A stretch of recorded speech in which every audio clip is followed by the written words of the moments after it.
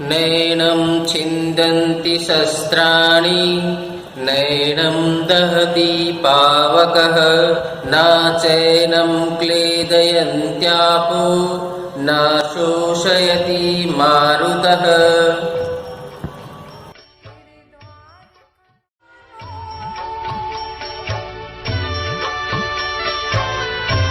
न जाने क्यों पुण्यतिथि के दिवस पर आज बाबूजी फिर से याद आ गए। क्या याद करें और क्या भूलें, समझ नहीं आता है। पिता शब्द ही स्वयं में परम है। स्वयं के भीतर के आदर्शों के जनक होते हैं पिता। अनुशासन की पाठशाला, जहां हमारे भीतर नियमानुसार जीवन यापन करने की कठोर और व्यवहारिक शिक्षा दी जाती है, उसके अध्यापक होते हैं हमारे पिता। गलती करने पर दंड के सख्त प्रावधान भी करते हैं हमारे पिता।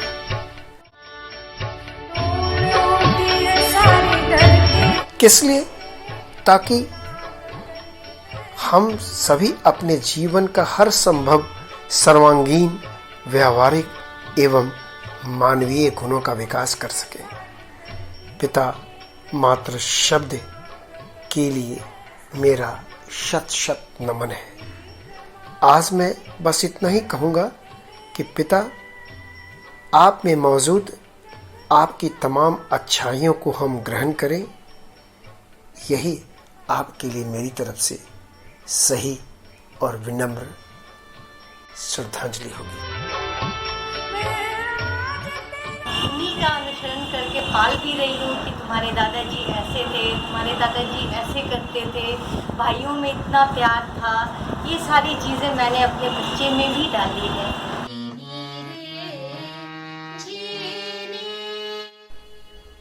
आपके जीवन की कहानी अत्यंत सरल है।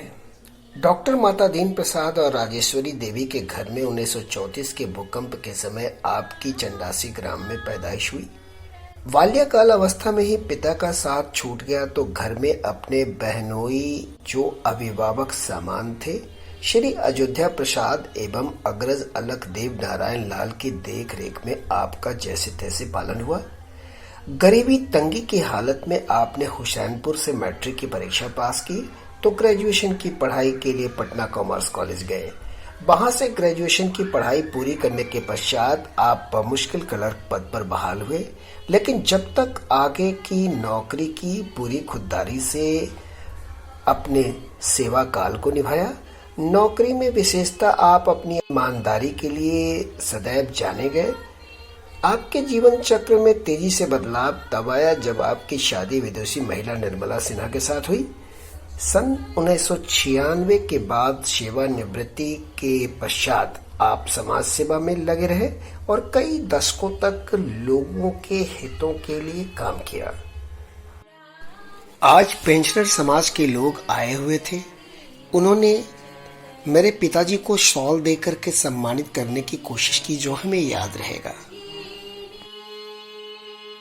सन 5 मई 2019 को अपनी लंबी बीमारी के उपरांत आपका देहावसान हो गया और आपने इस सांसारिक दुनिया को अलविदा कह दिया। यह कहते हुए सजन रे झूठ मत बोलो, खुदा के पास जाना है। न हाथी है न घोड़ा है, वहां तो पैदल ही जाना है। सजन रे झूठ मत बोलो, खुदा के पास जाना है। न हाथी है न घोड़ा है, वहाँ पैदल ही जाना है। सजन रे झूठ मत बोलो, खुदा के पास जाना है। मेरी मम्मी के छोटे दादाजी को स्मृति। आपको पता है मम्मी के छोटे दादाजी का घर है और उनकी स्मृति में आप आए हैं। कुछ याद आता है मम्मी के दादाजी के बारे में? या मेरे मम्मी के दादाजी बहुत अच्छे थे। वो मेरे को एक बड़ा होके बड़ा आदमी, क्या बोलते हैं, बड़ा आदमी बन के देखना चाहते थे। बड़ा आदमी बनते देखना चाहते थे।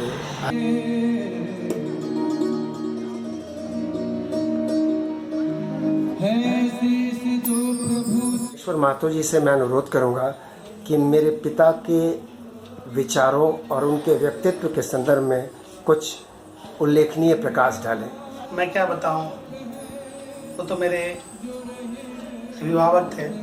मैं हमेशा उनसे वार्ड में घूमने के क्रम में उनसे मिलता रहता था। हमेशा उन्होंने स्वयं की सेवा के लिए न बल्कि पूरे समाज की सेवा के लिए वो मुझे प्रेरित करते रहते थे।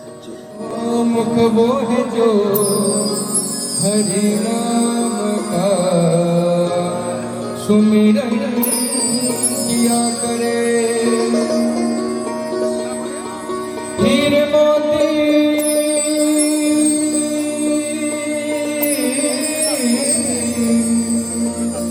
हीरे मोती से नहीं शोभा है हाथ की, हीरे मोती से नहीं शोभा है हाथ की, है हाथ जो भगवान का पूजन किया करे। हो मर कर भी अमर नाम है उस जीव का जग में,